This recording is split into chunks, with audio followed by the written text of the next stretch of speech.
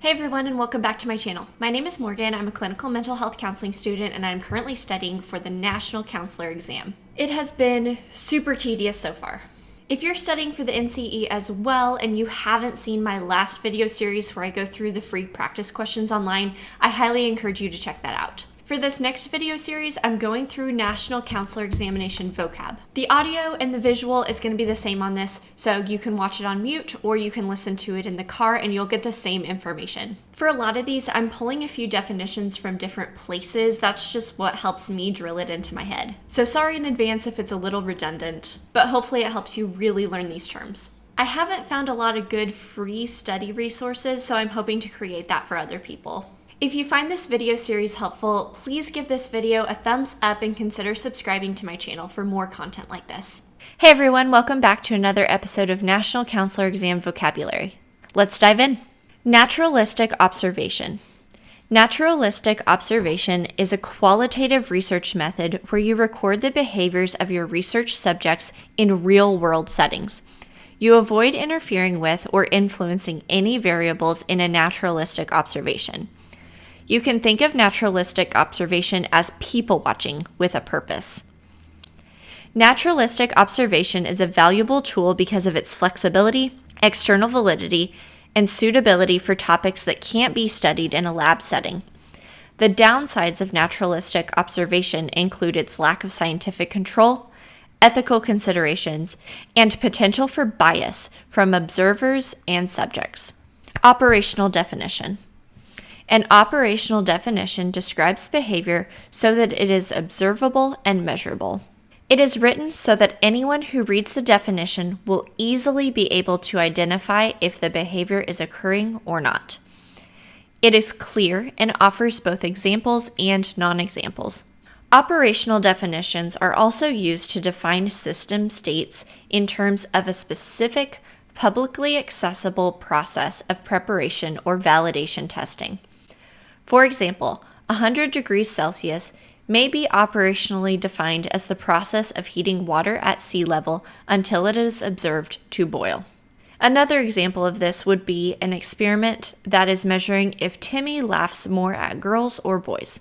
This operation definition of this experiment would say what the experiment defines as a laugh. This experiment may operationally define a laugh as a smile with a sound. Anaclitic depression. Anaclitic depression involves excessive interpersonal concerns, including feelings of loneliness, weakness, helplessness, and abandonment fears. People with anaclitic depression often have a deep fear of rejection, separation, or abandonment, which can affect their relationships. Individuals may have trust issues, experience relationship anxiety, or develop an anxious attachment style. Renee Spitz coined the term anaclitic depression to help explain the temporary depressive qualities of infants in institutionalized care. Anaclitic depression usually refers to social, emotional, physical, and intellectual impairment that can happen when a baby has been separated long-term from their mother or primary caregiver. Ego state analysis. The 3 ego states include the adult, child, and parent ego state. Adult ego states are considered the most stable, while child ego states involve a person's regression to their childlike behaviors. The parent ego state emulates the behavior of influential parental figures in a person's life. Transactional analysis, or TA as it is often called, is an interpersonal relations approach developed during the 1960s by Dr. Eric Berne. It is underpinned by the philosophy that people can change and we all have a right to be in the world and be accepted. Transactional analysis is based on 2 notions, that we have 3 sides or ego states to our personality, parent, adult, and child, and that these 3 ego states converse with one another in transactions, both internally and externally with other people, hence the name. Norm-referenced interpretation. Norm and criterion referencing provide 2 different frames of reference with which to interpret test scores. Norm-referenced scores give information about how a student did compared to other students taking the test, but isn't specific about the student's strengths or weaknesses in terms of content. Examples of norm-reference tests include the SAT, IQ tests, and tests that are graded on a curve. Anytime a test offers a percentile rank, it is a norm referenced test. If you score at the 80th percentile, that means you scored better than 80% of the people in your group. A norm referenced score interpretation compares an individual's results on the test with the statistical representation of the population. In practice, rather than testing a population, a representative sample or group is tested. This provides a group norm or set of norms. Black box warning.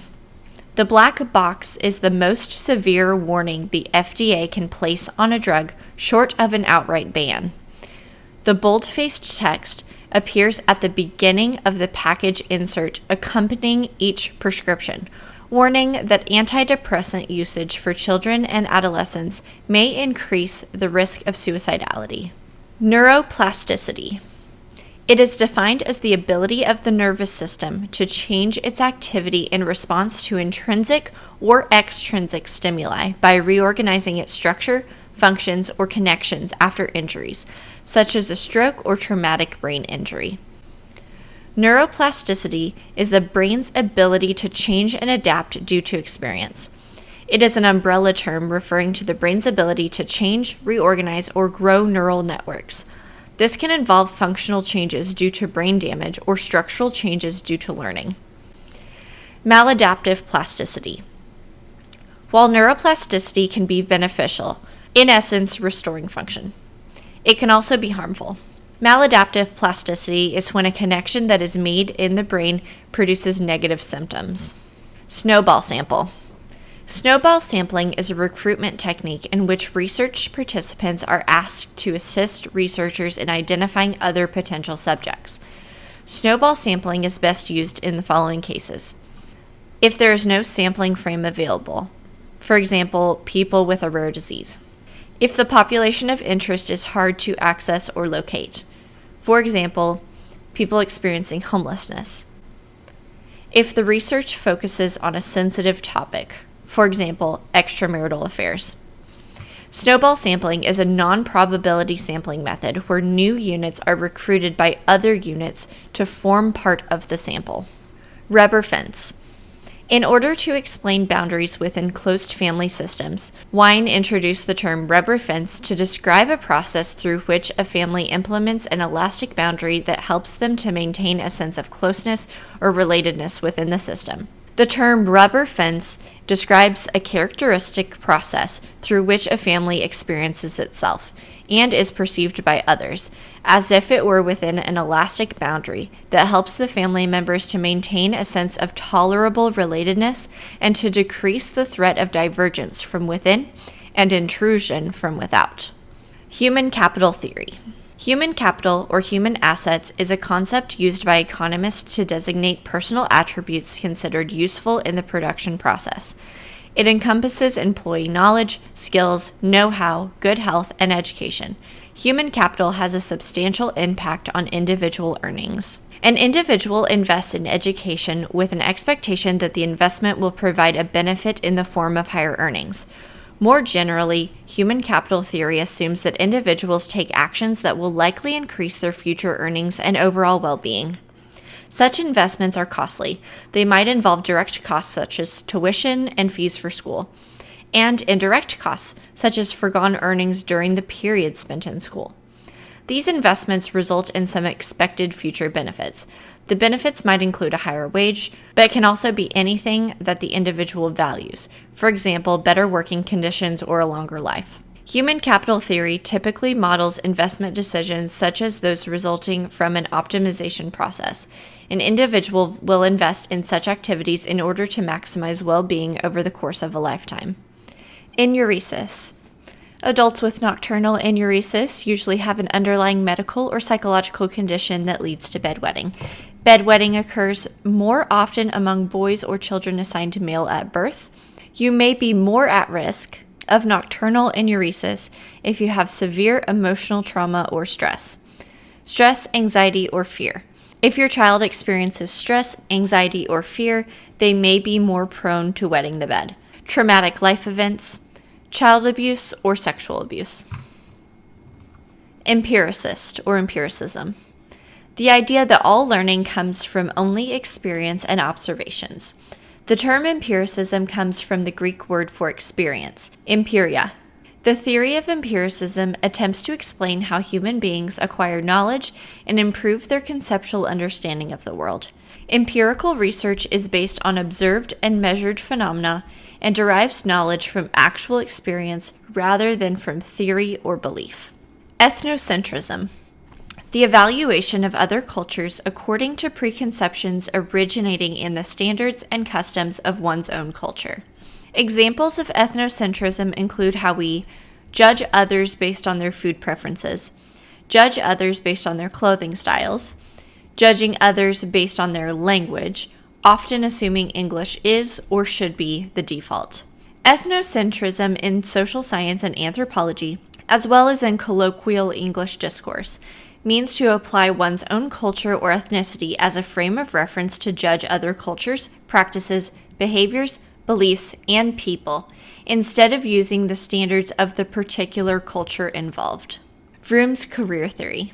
Vroom suggests that an employee's beliefs about expectancy, instrumentality, and valence interact psychologically to create a motivational force such that the employee acts in ways that bring pleasure and avoid pain. Vroom's expectancy theory assumes that behavior results from conscious choices among alternatives whose purpose is to maximize pleasure and to minimize pain.